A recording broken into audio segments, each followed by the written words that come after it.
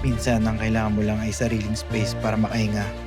Isang lugar kung saan ikaw ang boss at ikaw ang priority. Hindi kailangan mabilis. Ang mahalaga, pumunta ka sa pinto sa sarili mong tagumpay. Welcome home. Dito sa DMZI, deserve mo to. Alam mo ba kung paano?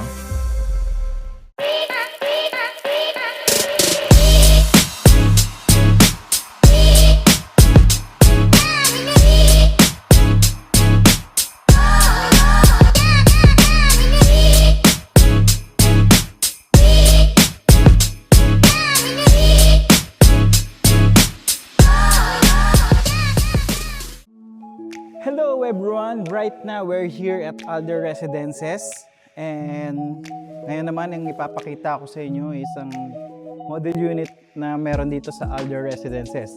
And for the model unit dito, guys, hindi siya wala siyang mga interior, so finish lang yung makikita natin. So don't expect too much. So, i-explain ko na lang kung ano mga possible na pwede nyo gawin. And tara!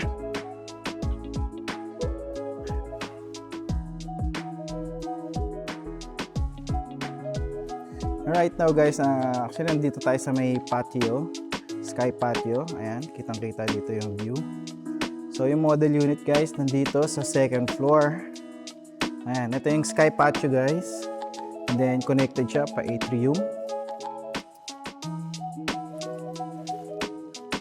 Ito yung atrium natin. Ito yung sales office sa second floor. Ayan. And then dito yung model unit nandito. Ayan. Kung mapapansin nyo guys, wala pa mga halaman dito. Unlike other properties na merong mga halaman. So, hindi pa siya nalalagay. So, later on, i-aayusin na lang rin yan. And then, tara!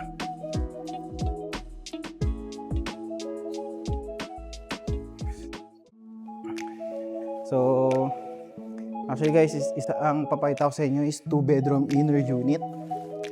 Ayan, ito. Ayan. 2-bedroom inner unit. Ayan, living and dining, 1941 square meter. Kitchen, 11 bedroom. Basta total approximate gross floor area is 67 square meter. So, ang buong ito sir, guys, is the 67 square meter. And ito for balcony, living area, dining, kitchen, bedroom 2, table and bath, and bathroom. Ayan.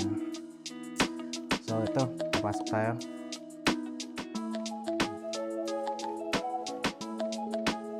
So before that is, syempre, bubuksan na natin yung ilaw. Saan yung ilaw? Hindi ito yung ilaw. Oh. Ayan, pinayagan naman tayo.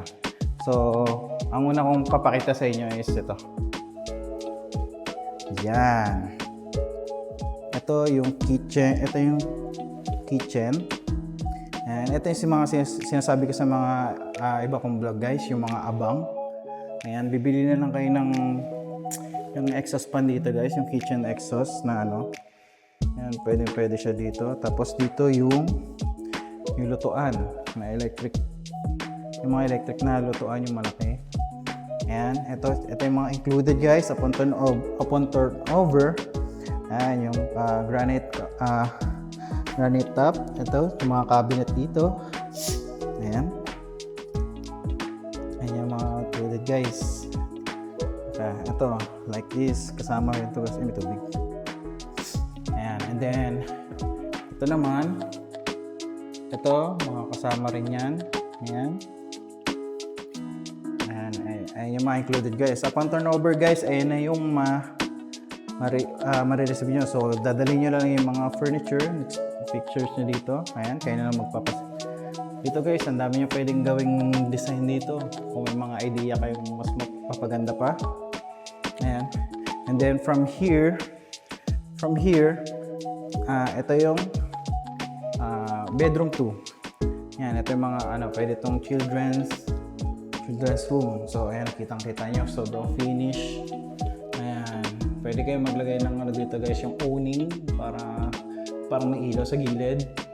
Pwede guys. And then from here, ayan, pwede kayo magpaano dito guys. If you want, gusto pang mas maraming matulog dito, pwedeng 1 bedroom. Pwede kayo pagawa dito ng double deck. Pwede kayo pa double deck. Ayan. Pwede rin na for example dito isang bed, tapos dito pwede dito siguro mga computer table. Ayun, kasi pag ganun yung ano yun, pinto. Diba? So from here, ayan yung bedroom. Ito, katabi niya yung table and bath. Ayan, papansin nyo guys, wala siyang mga salamin, di ba? Kasi ito yung sinasabi ko na ito lang yung mga included kasi. Ayan, shower. Ito yung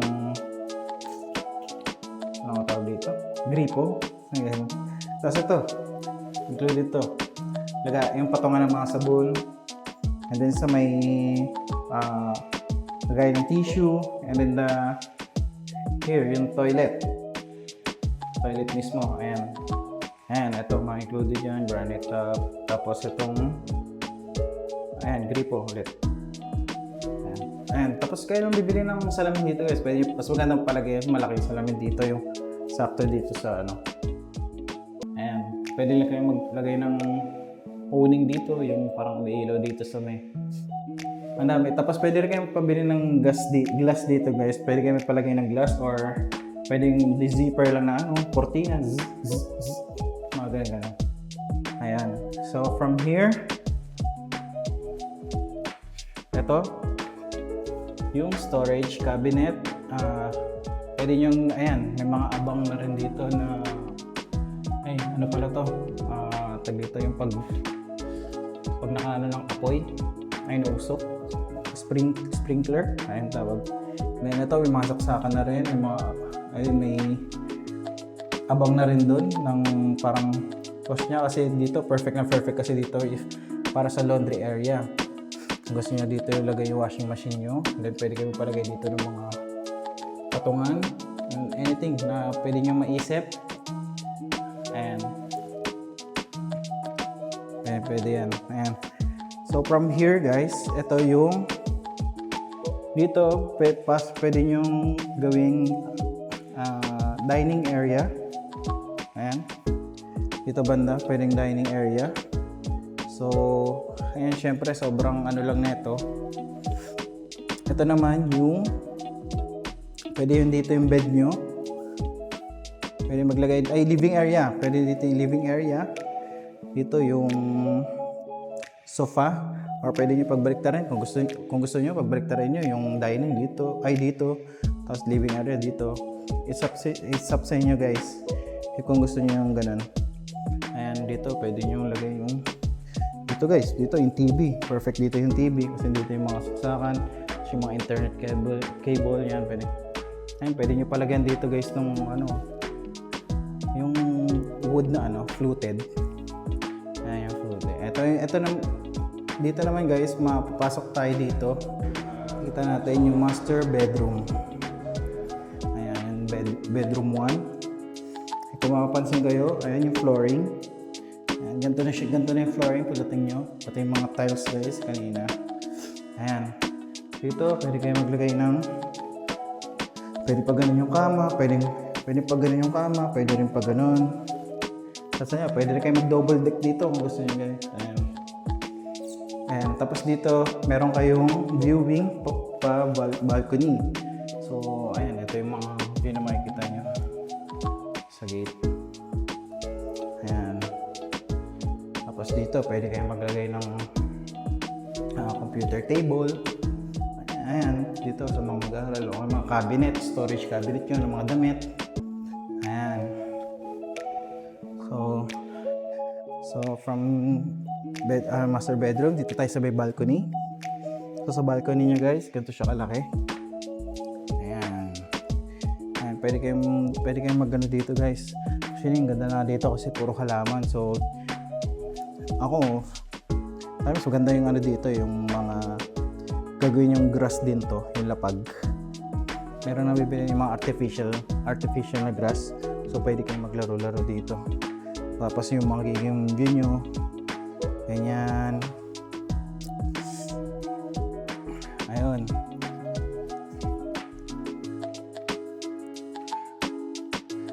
So sana naman guys may natutunan kayo.